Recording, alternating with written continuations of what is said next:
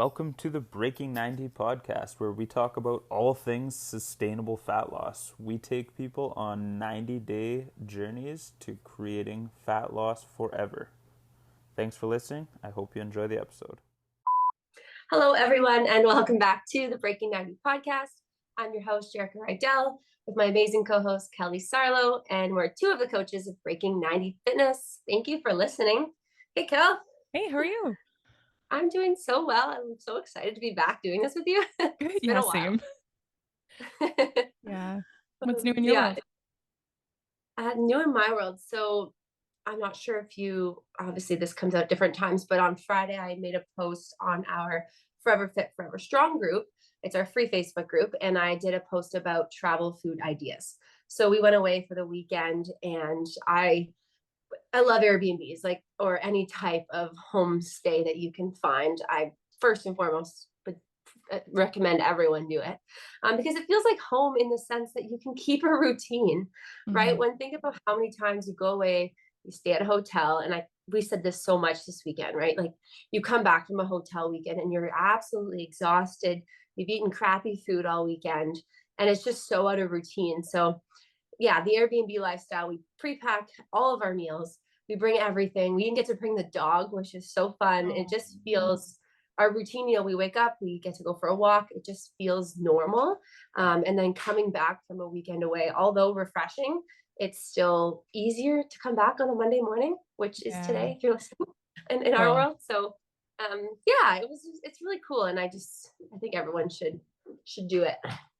Good for you. And that actually, the post you're referring to was awesome. Like your video, she showed what she was packing, every kind of, idea behind it and what it was going to be able to do for you was awesome.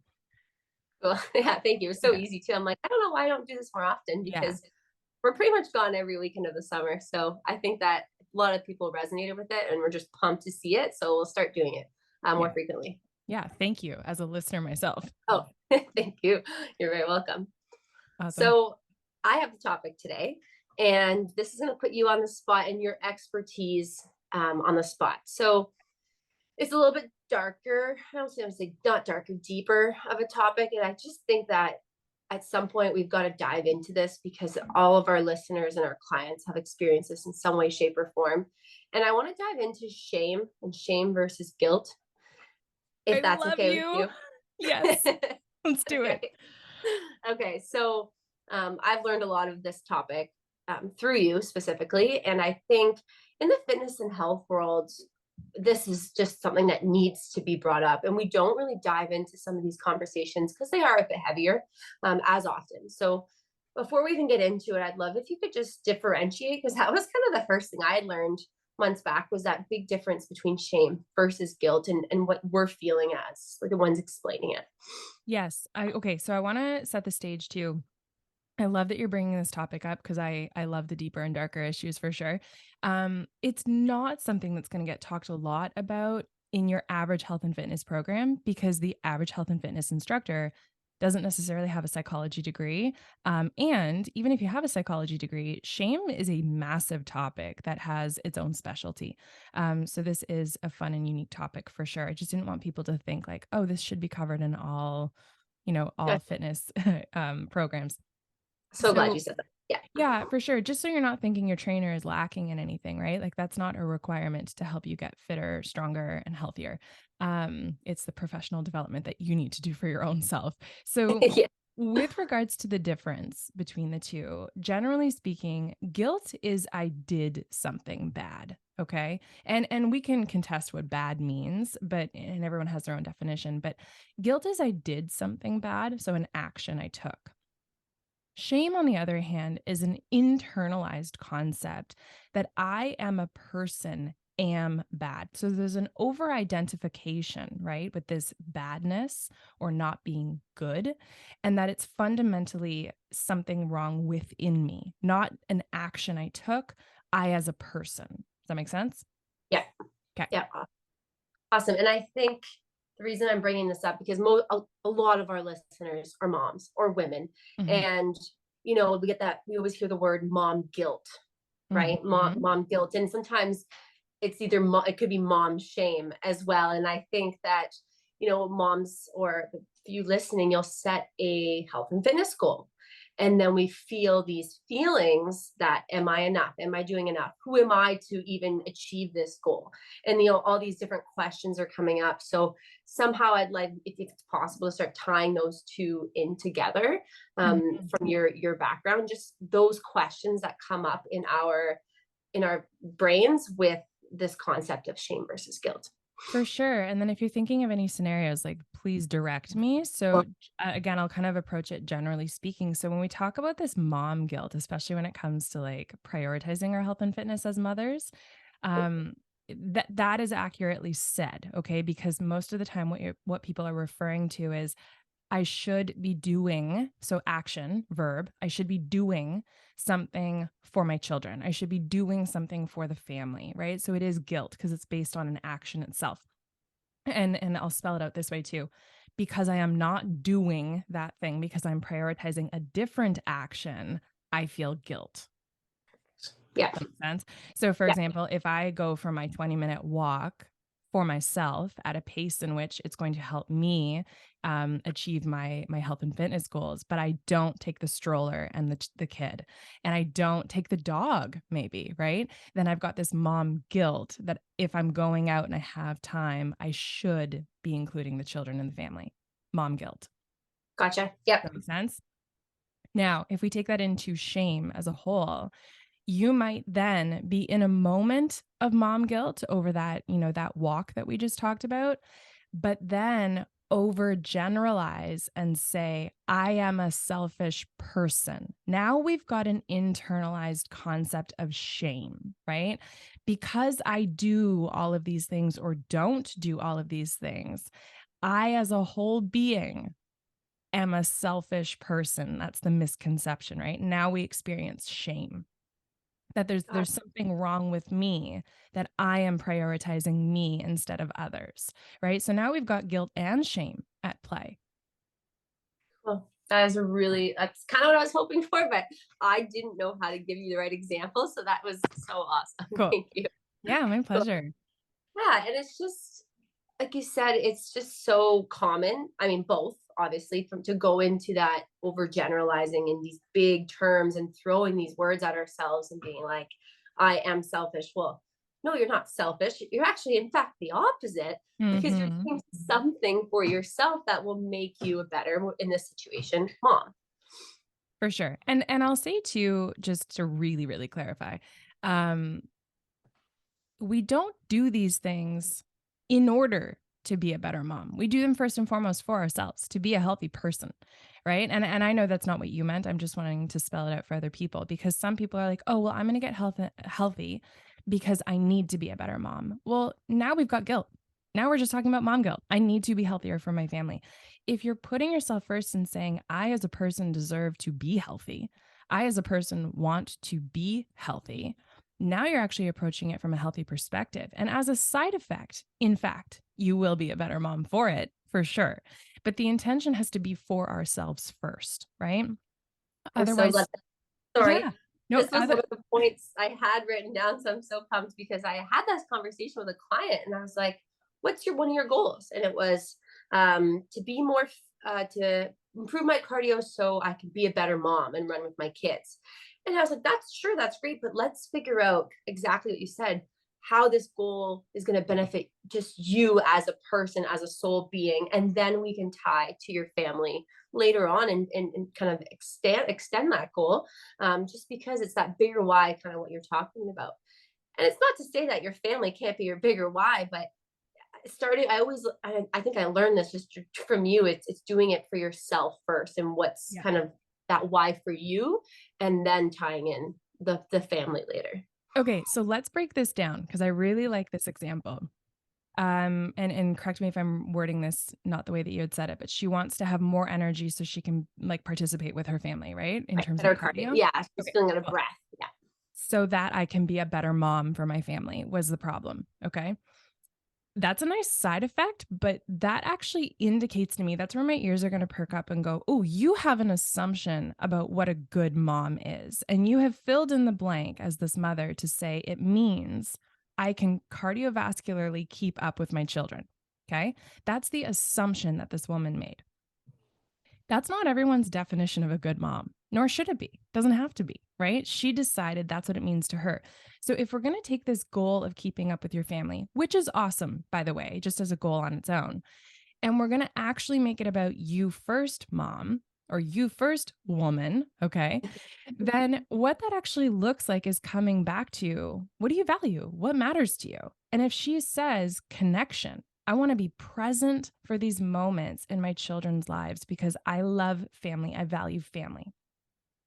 I love being active and I want to connect with my kids over activity. Those things are for her. Her kids are going to benefit. The family as a whole is going to benefit. But she figured out first what actually matters to her, not how do my kids want me to be involved, right? Because she could have decided that connection for her was mental stimulation and puzzles and, documentaries, things that are very sedentary in terms of lifestyle. And she could have absolutely tenfold showed up as a beautiful mom for her family in that way, but she made it be about health and fitness, right? So how does that connect to the way that she wants to experience connection? That's actually going to help her understand what she's in it for, and then her family will benefit. Awesome. Awesome. So part of what I had written down was to kind of talk about navigating if you are feeling these feelings and how to navigate. But it sounds like one of the steps, right, would be to figure out those core values, figure out what's important to you, what do you value most. Yeah, and part of that process, you can jot things down, what you think matters to you, and I'm not, trying to undermine anyone. Jot down what you think matters to you, but then put it through a rigorous filter because oftentimes, 3 out of those 7 things we're going to jot down, we end up finding out they're on our list because we think they should be, Mm-hmm. right? Which shitting yourself to death. I remember you Yeah, said that. exactly. Yeah, shitting all over yourself, and that's not the way we want to do it. So if it is, well, it matters, family matters to me. Everyone says that. Everyone thinks they're supposed to say that. And if it's true, that's beautiful. And if it's not true, that's okay too, right? You can figure out how to deal with that in your own life, but we want to actually figure out what matters to me truly, not what has been put on me by society or my own family and expectations. Amazing. And Nailed it. then those goals are more fun, right? Because you're excited about those things because they're what truly excites you. Yes. And I think too, a lot of people want to connect with health and fitness goals because they want to include their family in a lot of things. And I think that's great. I love that when it is authentic. The other component is a lot of your health and fitness goals don't have to include your family's involvement. What you are offering them with those goals is a beautiful role model, right? So if you are someone who wants to do triathlons or biathlons or whatever it is that you enjoy doing, your children and your family get to witness your discipline around those goals. So it's not that they have to do the run with you or do the race with you or anything like that. It's that they get to witness the way that you take care of yourself and your nutrition. And they probably will take some of those habits with them.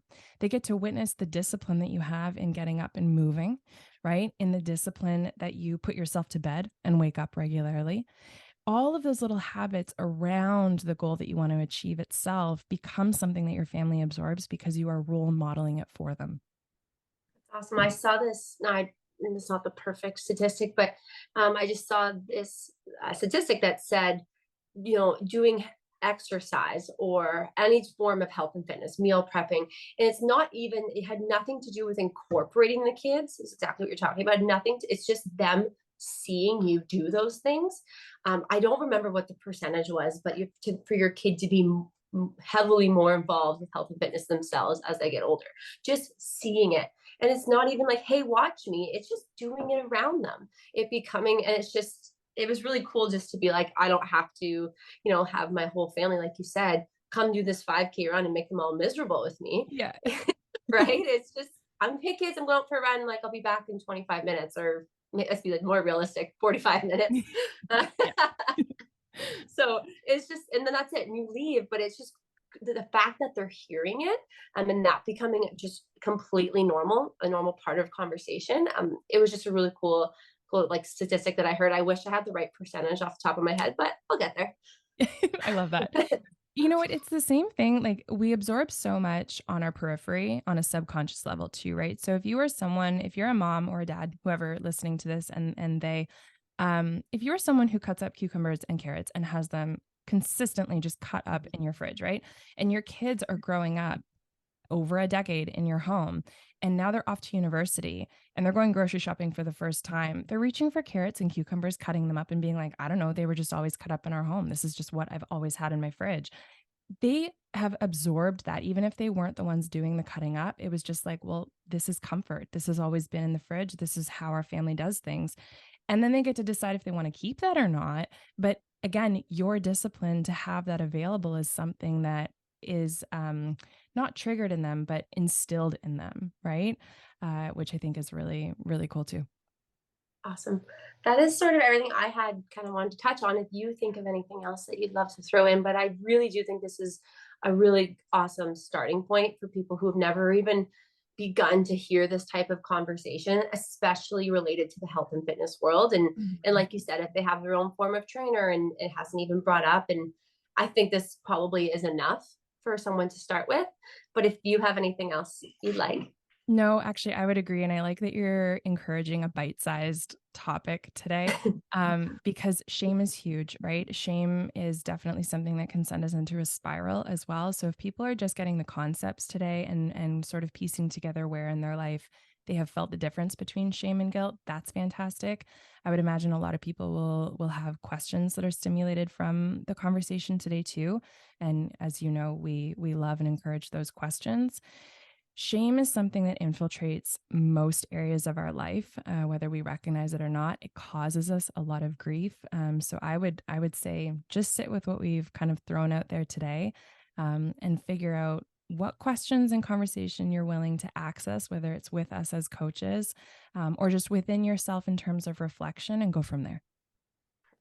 Thanks so much, Kelly. I'm just going to leave everyone with a little tip. This is totally unrelated to what we were talking about. But my tip is to shop in season, especially with summer rolling around. It's cheaper, it tastes way better. So try to keep an eye out for what's in season in your area. I know right now we're approaching kind of like the berry time around here, so strawberries and raspberries and cherries, and the flavors just become tenfold. So and they're cheaper than they are when they're being shipped across the world in the middle of winter. So that's my tip, just as a reminder, and that way it tastes a heck of a lot sweeter and it's a lot better for you. That's awesome. Awesome. So we're gonna leave it there today. Thanks everyone for listening. Again, if anything resonated, you have questions, please reach out. We love hearing from you, and share away. So screenshot whatever you're listening to this on and post it to whatever platform you are currently on. Thanks so much for listening, and we'll chat soon.